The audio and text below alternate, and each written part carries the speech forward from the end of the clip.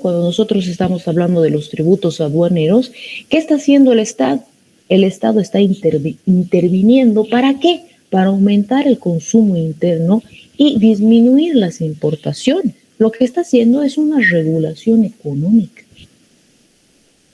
Entonces, estamos viendo que en algunos casos los tributos pueden tener diferentes objetivos, pero la esencia, lo principal es que el objetivo del tributo sea fiscal. ¿Estamos?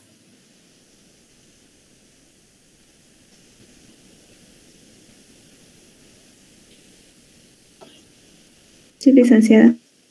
Para recordar un aspecto acá, yo me puse un foquito, a ver si alguien me ayuda. Ya sabemos que el objetivo del tributo principalmente es fiscal, esa es la esencia. Si yo digo que el objetivo del tributo es fiscal, ustedes en su cerebro ya tienen que poder hacer todo este ciclo. Ok. Si hablamos de sanciones patrimoniales, ¿cuál es su objetivo? ¿Se acuerdan de las sanciones patrimoniales? Que era una forma también de recaudar recursos públicos. A ver si alguien me ayuda ahí. Alguien que me ayude a recordar la diferencia entre sanciones patrimoniales y tributos. Pregunta de examen también.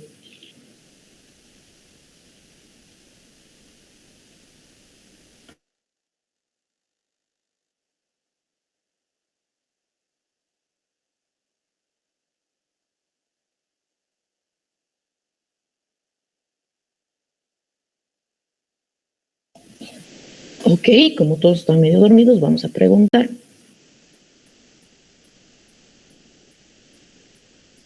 Josué, ¿o va? Aquí Lice. ¿Cómo va, Josué? Ayúdame a recordar acerca de sanciones patrimoniales. Lice son las obtenciones por las cuales se obtienen de los incumplimientos de los tributos.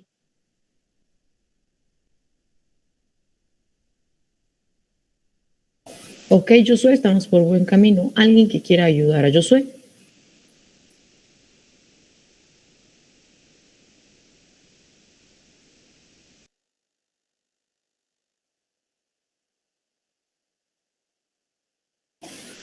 Para poder diferenciar entre sanciones patrimoniales y tributos, debemos recordar por qué existen las sanciones patrimoniales.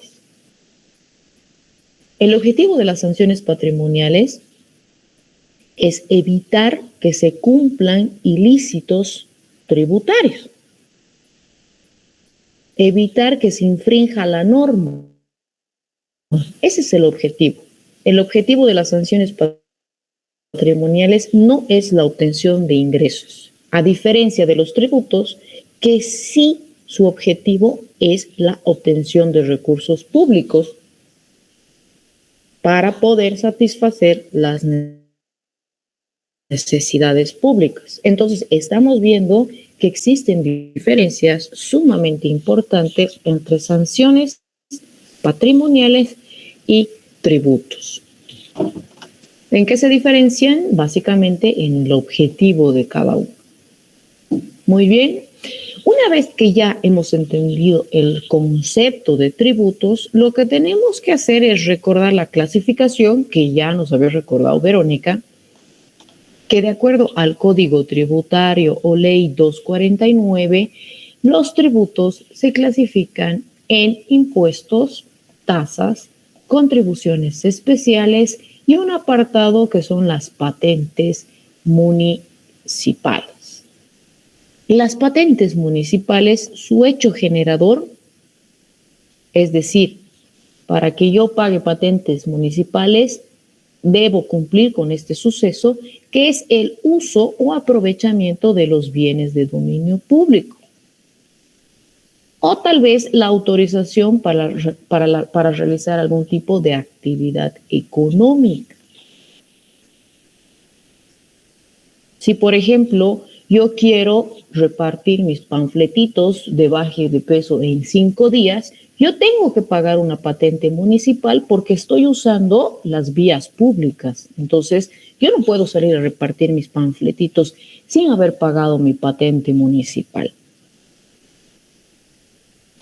Si yo quiero hacer algún tipo, tal vez, de publicidad adicional, también tengo que pagar patentes municipales. ¿Hasta aquí estamos?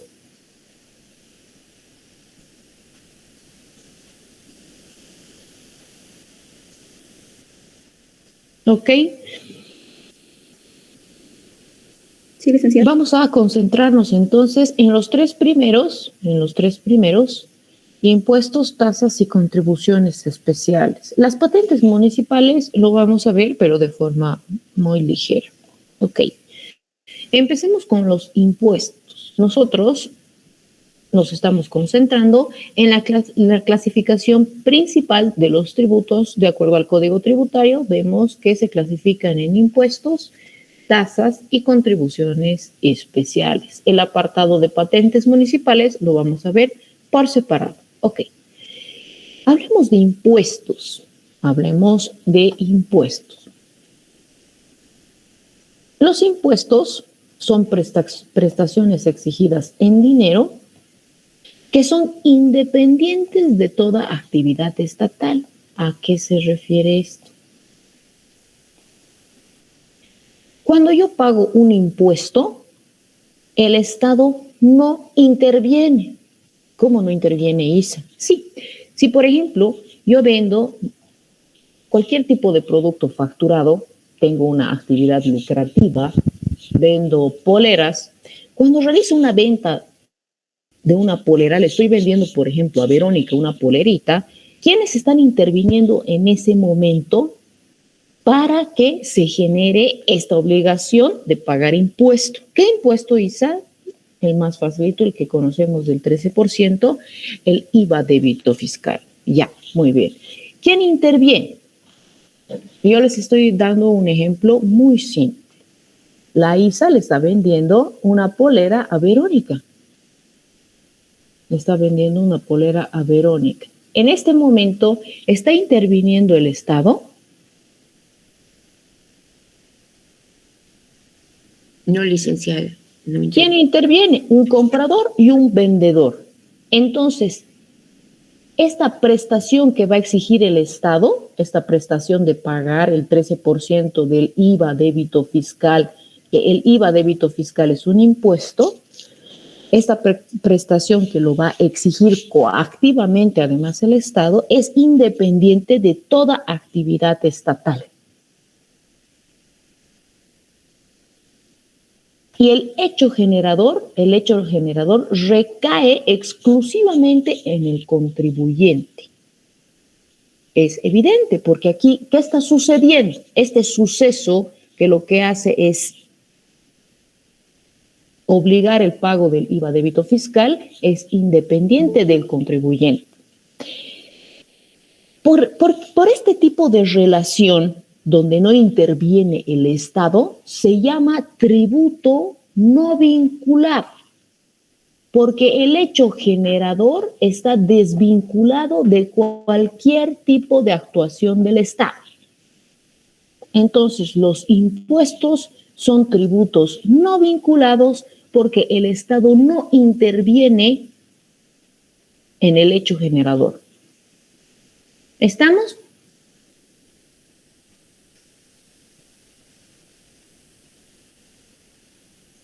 Sí, licenciada.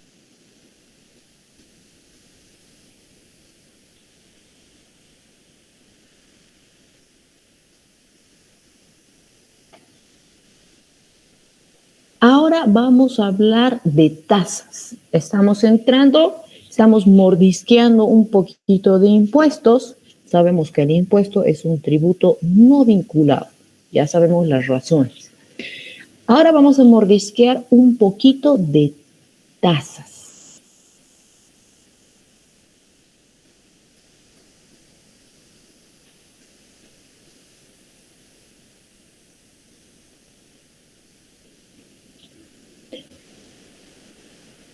A ver, empecemos con el ejemplo para luego entrar en la parte teórica. Ya, muy bien. Vamos a tomar como ejemplo la tasa de alumbrado público. Ya, la tasa de alumbrado público. ¿Dónde se cobra esta tasa de alumbrado público? Junto a la factura de luz, licenciada. Muy bien, junto a la factura de luz, tenemos ahí un pequeño importe que es variable en función a la zona donde vives, en función a la estación, a la temporada, porque el pago de luz es variable de acuerdo al día. Si tú, por ejemplo, no es lo mismo bañarte en la mañana y bañarte en la noche. Claro, Isa, en la noche yo duermo más relajado, es mejor bañarse en la noche. No me refiero a eso. Me refiero a que la demanda influye mucho en el precio por megavatio de energía eléctrica. Si yo me baño en la noche, voy a pagar más luz, porque en la noche el precio de la luz es más alto. ¿Por qué? Por la demanda, porque todos se encienden sus foquitos de noche. Ya.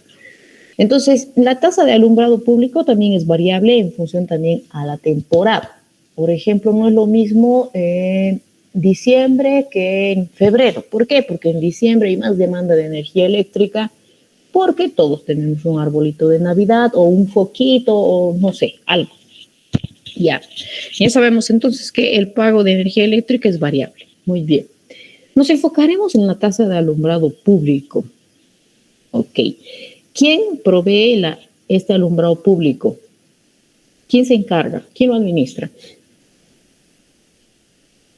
La alcaldía, licenciada. Muy bien. La alcaldía es una institución del Estado que se encarga de que todas las vías estén alumbradas. Entonces se encarga de apagar, prender los postes de luz.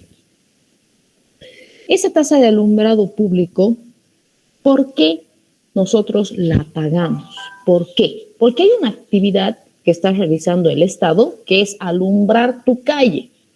Ya. Entonces hay una intervención del Estado. Y esa intervención del Estado, que es alumbrar toda tu cuadra, se individualiza en cada casa. ¿Cómo se individualiza? Bueno, hay un proceso por el cual las tasas se han creado y se van creando conforme a la ley. Voy a ver de darles una tareita para que ustedes averigüen eso. Lo que hace es la tasa de alumbrado público que tú pagues por ese beneficio de tener luz en tu calle. Y la recaudación de esta tasa tiene que ir destinada exclusivamente a financiar la causa de la obligación. ¿A qué se refiere eso? Cuando yo voy a pagar la tasa de alumbrado público, ese dinero que se está recaudando va a ser para mantenimiento de los focos de la vía pública, por ejemplo, o si se cae un poste para poder reemplazarlo. ¿Es individualizado? Sí, es individualizado. ¿Por qué? Porque es en función de cada casa, se va a cobrar en la factura de luz de ELFEC. Entonces, estamos viendo que el hecho generador es la prestación efectiva o potencial de un servicio público individualizado en el contribuyente. Entonces, el suceso se da gracias al Estado, a un servicio público que nos está prestando. Si nosotros tomamos el ejemplo, el servicio público sería el de alumbrado. Como existe una intervención del Estado en el hecho generador, es un tributo vincular. Entonces, el hecho generador siempre es actuación del Estado. Referida al obligado, dice aquí, se refiere a que esa actuación a nosotros nos beneficia. ¿Cómo nos beneficia? Pues me alumbra la calle, si estamos tomando en cuenta este. Si hablamos de tasa de aseo municipal, porque lo limpia mi calle. Entonces, ya sabemos que las tasas son tributos vinculados porque el hecho generador siempre es actuación del Estado. ¿Estamos?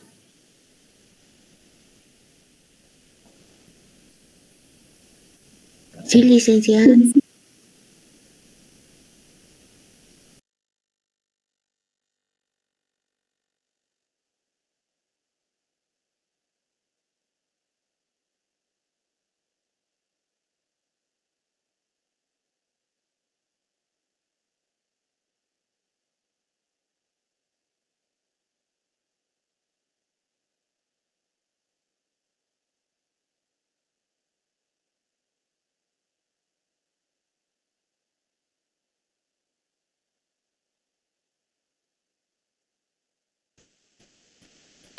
Ahora entremos en el mundo de las contribuciones especiales.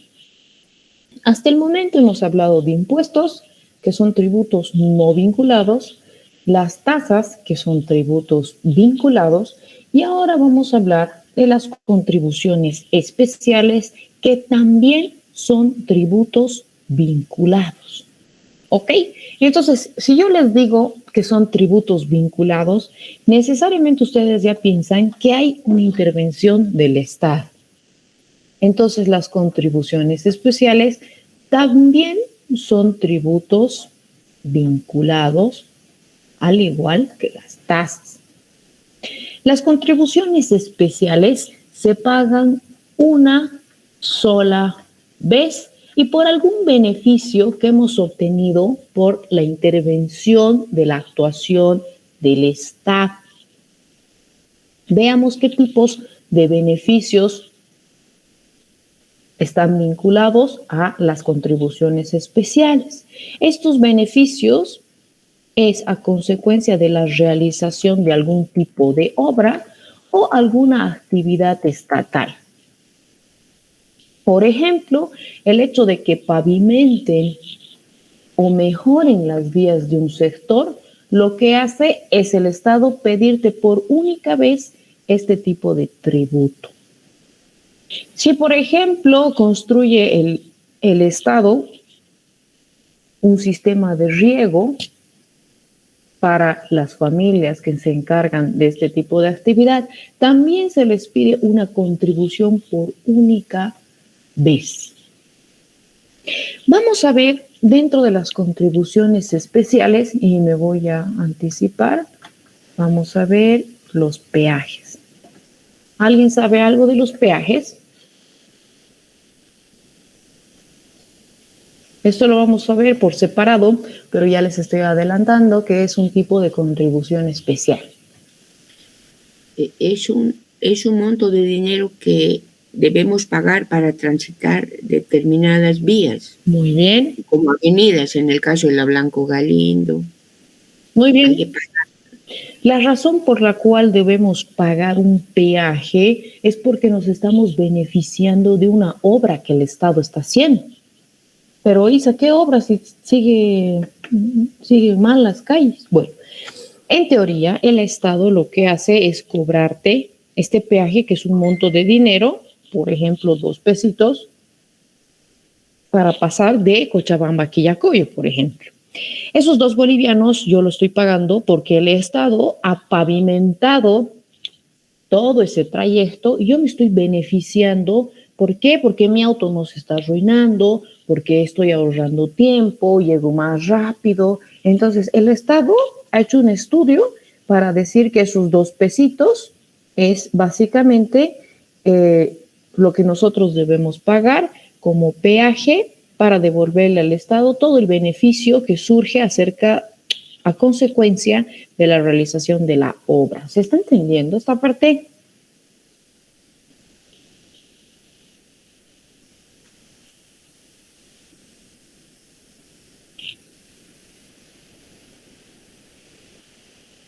Sí, Lice. Sí, Lice. Ok. Recapitulando, los impuestos son tributos no vinculados. Las tasas son tributos vinculados y las contribuciones especiales también son tributos vinculados. ¿A qué me refiero con vinculación? Básicamente me refiero al hecho generador, al suceso.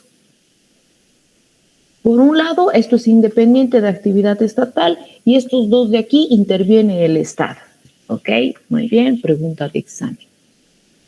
Ahora nos vamos a centrar, y les he dicho que básicamente el punto medio de este tema, que son los tributos, son los impuestos. Nos vamos a centrar entonces en explicar acerca de los impuestos.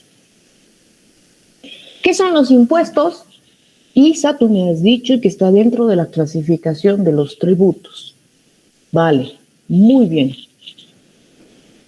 El impuesto es exigido por el Estado en función de la ley. Muy bien. También vale esa respuesta. Lo podemos ver desde diferentes ángulos. Entonces, no hay respuesta mala si está direccionada de esa forma. Entonces, no necesariamente tienen que colocar todo este párrafo si yo les pregunto qué es un impuesto. Lo que ustedes entiendan está perfecto. Entonces sabemos que los impuestos están dentro de la clasificación de los tributos y es exigido por el Estado. El Estado te va a exigir coactivamente que pagues el impuesto si estás dentro de estas situaciones consideradas por la ley como hechos imponibles. Y estos hechos imponibles sabemos que son ajenos a toda actividad estatal.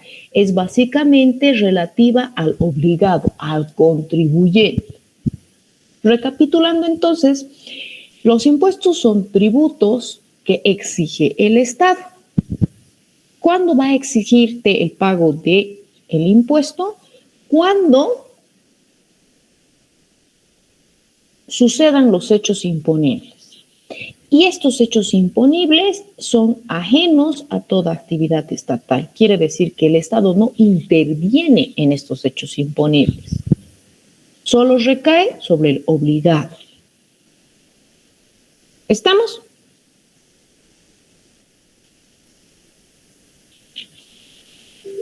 Sí, licenciada. Estos hechos imponibles son circunstancias, ya sabemos que son circunstancias hipotéticas.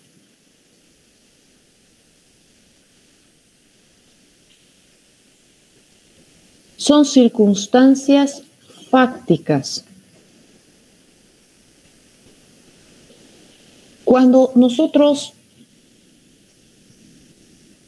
vayamos a revisar cualquier tipo de ley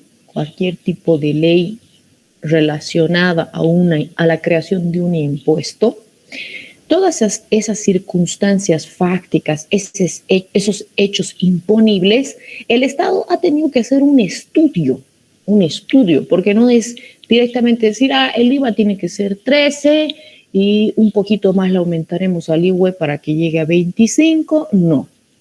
El Estado ha hecho un estudio para determinar esa capacidad tributaria, esa capacidad de contribuir.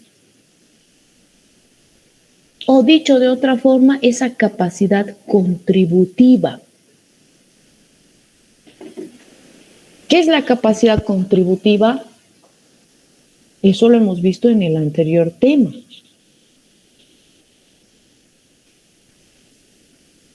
Solo se grava a quien puede pagar. Quiere decir que a la persona que está generando una utilidad se le va a gravar. Muy bien, Roxanita. Un ejemplo claro, el IUE, ¿no? El IUE que te está diciendo, si tú tienes una utilidad, producto del lucro de una gestión, vas a pagar tu impuesto. Si no tienes utilidad, no vas a pagar. ¿Por qué? Porque no tienes esa capacidad, esa habilidad de contribuir al Estado mediante los impuestos. Entonces, la ley lo que hace es tomar una circunstancia, un hecho generador, y ese hecho generador, en teoría, en teoría, porque no en todos los casos se da, ese hecho generador está en función de esa capacidad contributiva de los contribuyentes, valga la redundancia. ¿Estamos?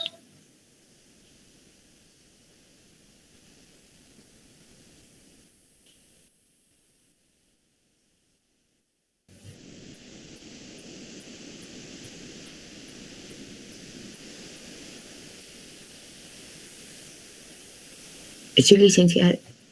Gracias, Roxanita.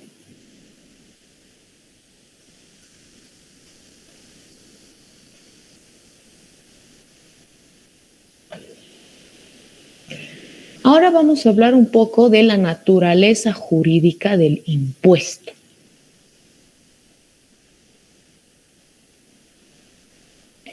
Si hablo de naturaleza jurídica, ¿qué se les viene a la mente?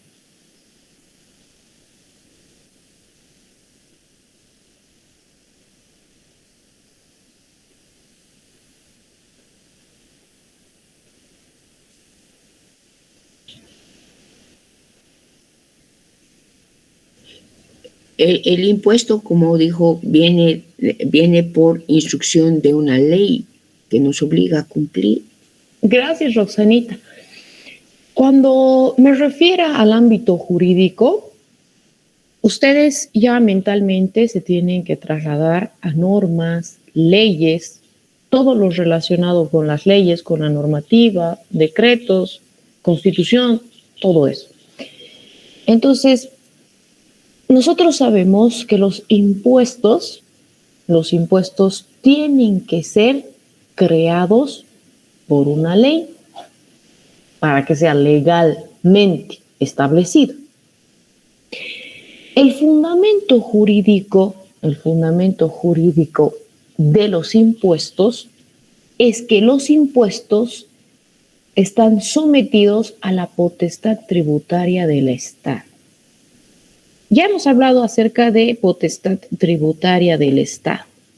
¿Qué es la potestad tributaria del Estado? Es que el Estado te exige coactivamente el pago de los impuestos para este caso. ¿Por qué el Estado exige coactivamente el pago de los impuestos? Porque tiene la potestad de hacerlo, la facultad. ¿Quién me da la facultad? La Constitución Política del Estado, que es la norma madre. Y después de la Constitución se crea una ley y la ley respalda.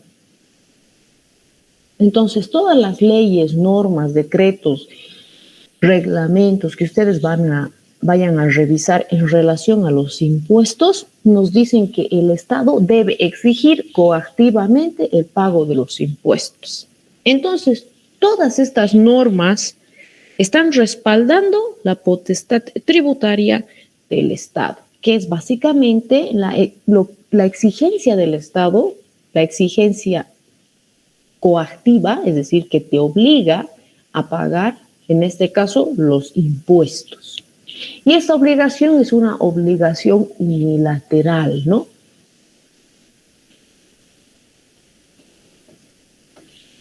Que está impuesta por el Estado. Entonces, tres cosas principales acerca de la naturaleza jurídica del impuesto. En primer lugar, hemos hablado de la potestad tributaria. En segundo lugar, hemos hablado de la exigencia coactiva del Estado y de la obligación unilateral.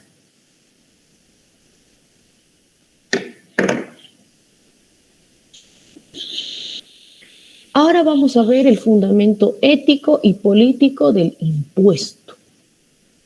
¿A qué se refiere con fundamento ético y político del impuesto? Trata de responder a esta pregunta.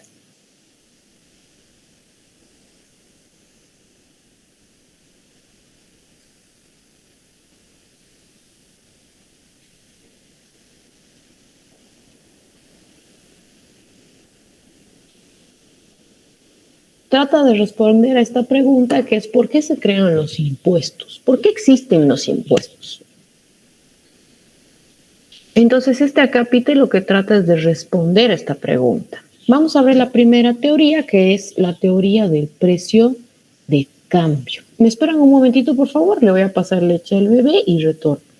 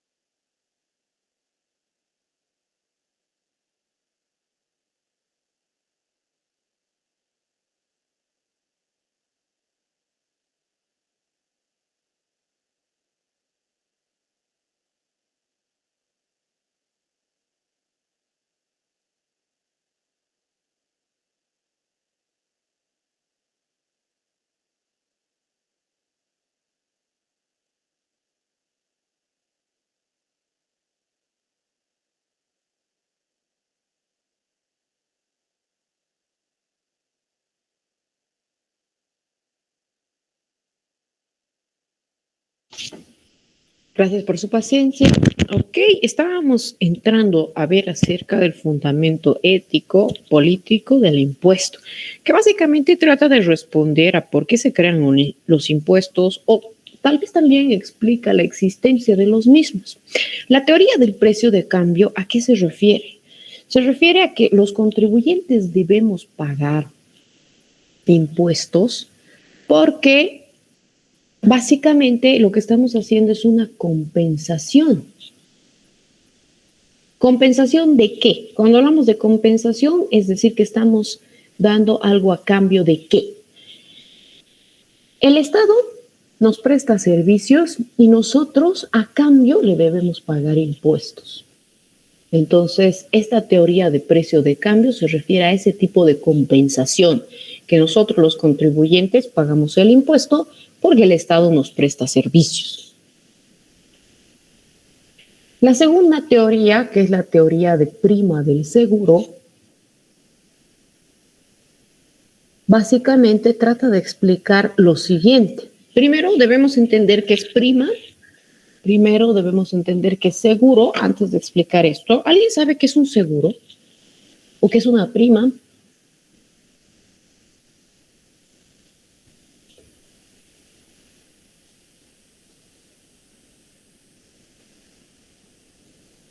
Cuando nosotros vamos y nos aseguramos nuestro vehículo, ¿qué estamos haciendo? Firmamos un contrato con una institución, por ejemplo, Visa Seguros. Ese contrato se llama póliza.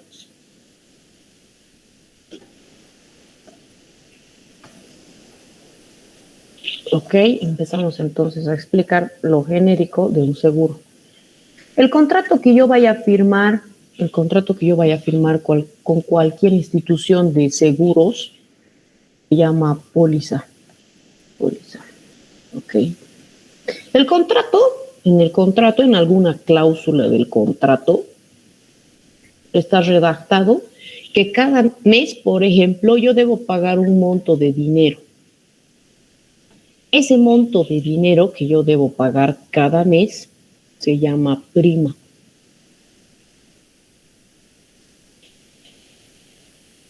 El pago de la prima, ¿qué beneficio me trae a mí? Que si por ejemplo me roban mi retrovisor, ese robo, ese hurto, ¿qué es lo que va a suceder? La institución Visa Seguros y Reaseguros lo que va a hacer es devolverme ese retrovisor. Entonces, esa prima me permite a mí este tipo de goce. Que ante cualquier riesgo que haya sucedido, esta institución me va a reponer. Si yo me choco, también me va a reponer los arreglos del choque. Entonces, lo que hace esta prima es cubrirte ante cualquier tipo de riesgo. Esta teoría de la prima del seguro, y hay alguien que está con su micrófono encendido, por favor, si me ayudan a apagarlo.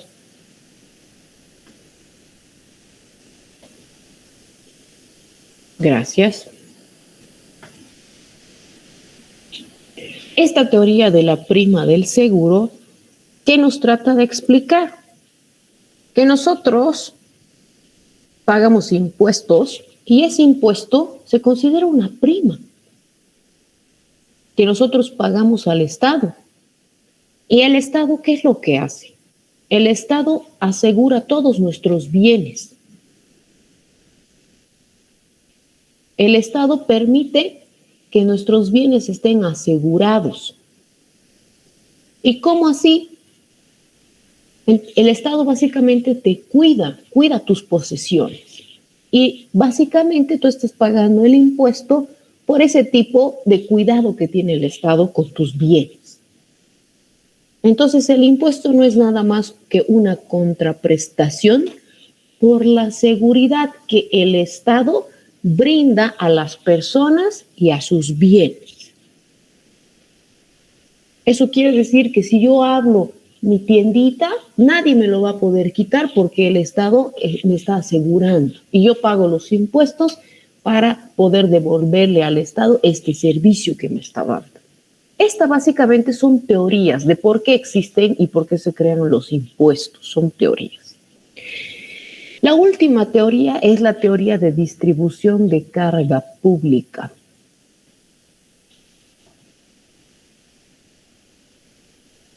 Esta teoría de la carga pública es básicamente y se refiere únicamente a solidaridad social.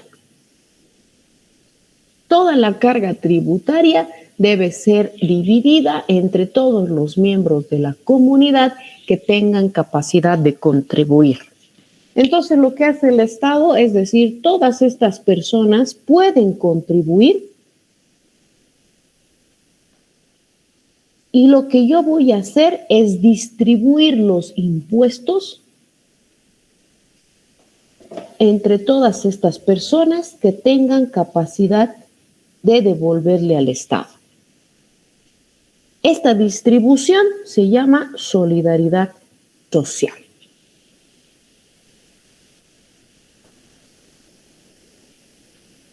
¿Hasta aquí alguna duda?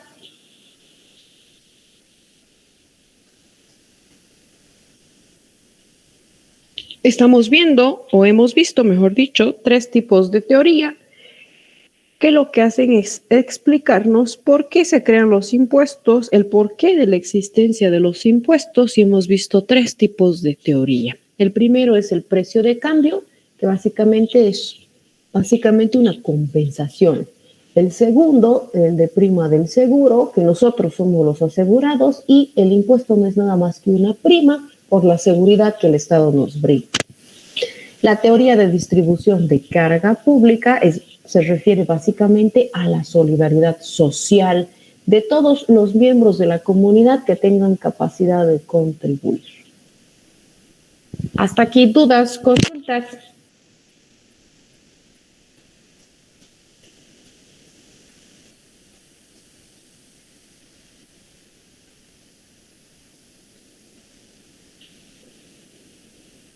Está claro, Lisa. Gracias, Vero.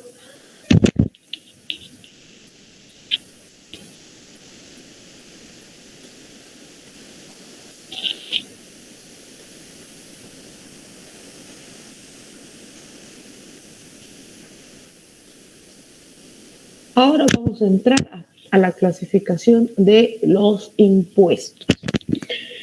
Dentro de la clasificación de los impuestos vamos a ver varios criterios. Empecemos con los impuestos internos y los impuestos externos. Es el primer criterio. Ok. Si hablamos de impuestos internos, su nombre mismo nos explica que se percibe dentro de los límites del país.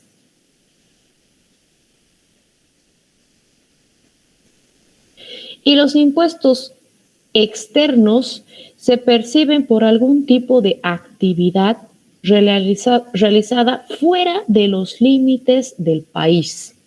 Tal vez por la entrada o salida de algún tipo de bien, o tal vez porque hay una sucursal del exterior acá y también se produce la creación de los impuestos.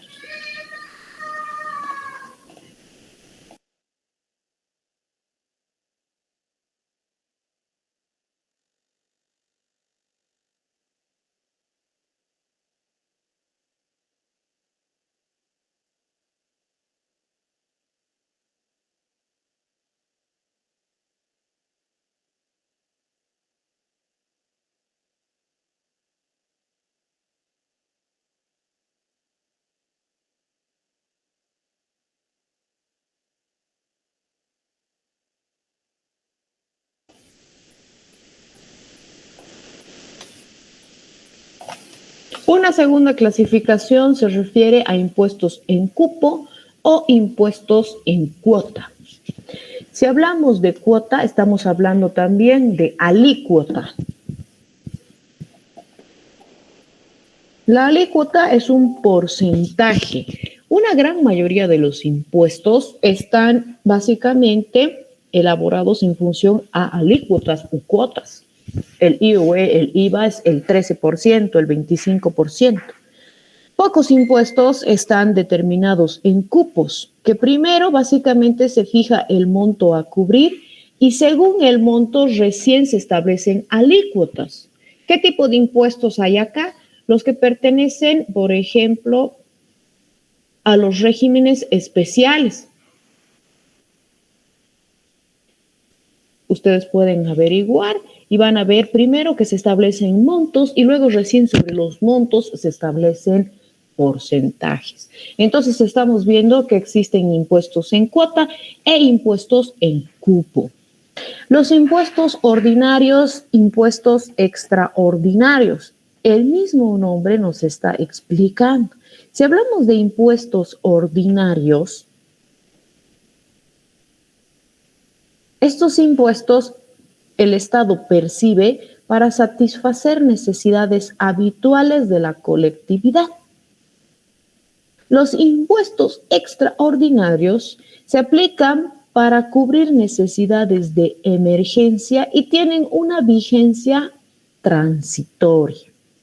Tal vez se lo van a realizar incluso por única vez para cubrir estas necesidades de emergencia. Los impuestos reales u objetivos, personales o subjetivos. Los impuestos reales gravan sin la necesidad de evaluar la capacidad contributiva. Y los impuestos objetivos toman en cuenta la capacidad contributiva, es decir, que lo que hacen es tomar atención en el contribuyente y valora todos los aspectos de la capacidad contributiva. Es decir, que a los impuestos reales no le interesa si tú puedes o no puedes pagar impuestos, por ejemplo. En cambio, los impuestos objetivos sí hacen un estudio acerca de que si tú puedes o no puedes pagar impuestos. ¿Qué estamos viendo en este momento? Estamos viendo la clasificación de los impuestos y estamos viendo varios criterios de clasificación. El cuarto criterio está básicamente enfocado en la capacidad contributiva. El quinto criterio habla de impuestos directos e indirectos. Entonces clasifica a los impuestos en directos y en impuestos indirectos. Los impuestos directos no pueden trasladarse. Los impuestos indirectos sí pueden trasladarse. ¿A qué me refiero con traslación del impuesto? Que yo voy a recargarlo a otra persona o no lo voy a recargar. Los impuestos directos gravan la riqueza directamente, por eso no se puede trasladar.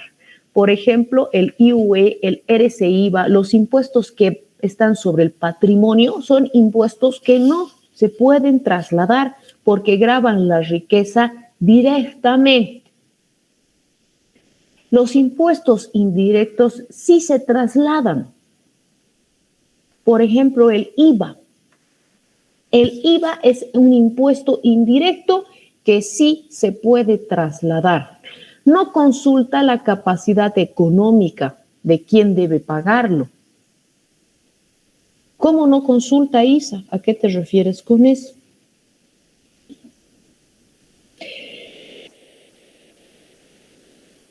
Si yo produzco algún bien o algún servicio, o mejor dicho, me voy a enfocar más o menos en lo que ustedes hacen todo el tiempo. Cuando establecen el precio de venta facturado, en contabilidad 1 nos han enseñado a establecer el precio de venta facturado. ¿Qué es lo que hacen? ¿Qué procesos siguen, estimados contadores?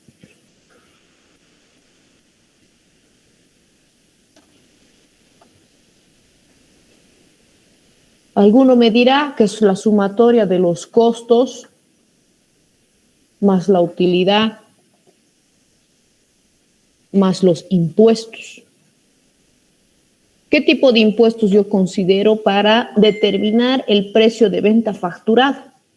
El IVA.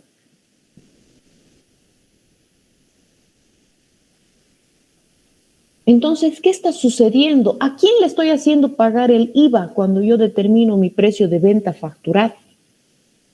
Al consumidor.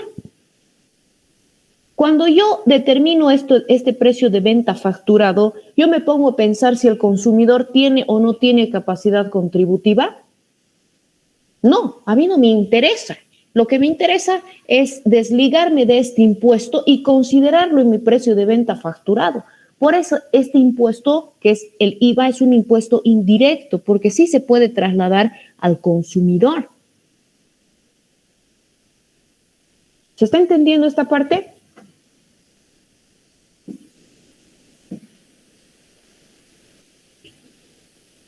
Sí, licenciada.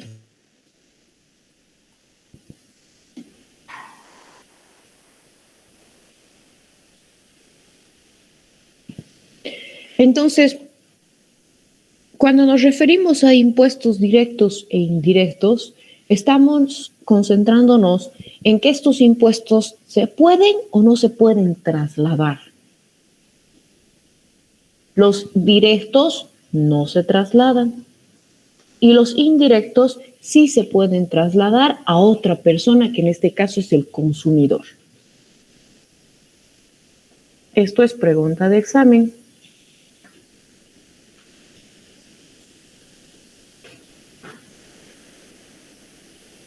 Vamos a terminar de explicar acerca de estos impuestos directos e indirectos y con eso concluimos el día de hoy. Sabemos que los directos no se pueden trasladar porque gravan la riqueza directamente. Los indirectos sí pueden trasladarse a otra persona. Ahora vamos a ver acerca de la exteriorización inmediata y de la exteriorización mediata. Inmediata. La exteriorización inmediata de la riqueza, ¿qué nos explica? Nos explica que los hechos revelan el nivel de riqueza, por ejemplo, como el patrimonio, sus incrementos, sus ingresos periódicos, Y esos son signos de capacidad contributiva. Si yo sé que tú tienes y has generado una utilidad durante una gestión, eso a mí me está dando señal como Estado de que puedes pagar un impuesto.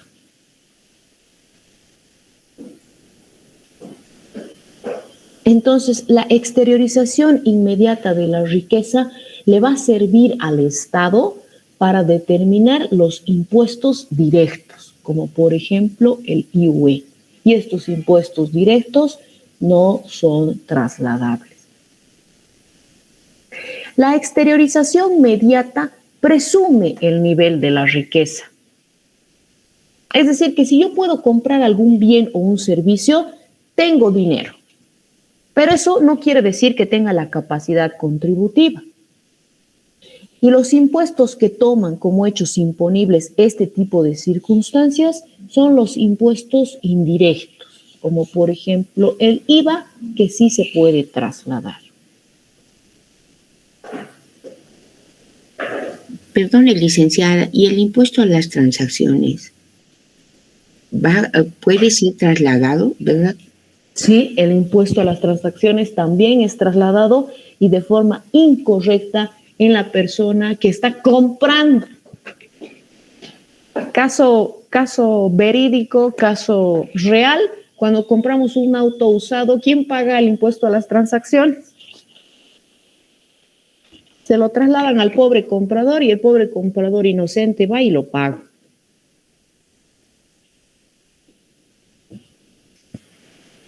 Pero él en realidad no debería trasladarse, ¿verdad? No debería trasladarse. Correcto, Roxanita. ¿Hasta aquí dudas, consultas? Otra cosa, licenciada, perdone, por favor, ¿podría subir el dossier de este tema a Classroom para que podamos repasar? Claro que sí, Roxanita, con todo gusto. Gracias por recordarme. Me había olvidado subirlo.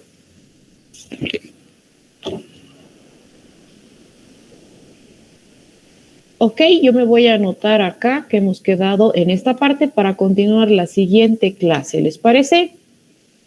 Si no hay ninguna duda, ninguna consulta hasta acá, que tengan muy buen inicio de semana. Nos vemos el jueves. Hasta el jueves, licenciada, que tenga buen día. Igualmente, Verónica, un gusto. Hasta el jueves, licenciada.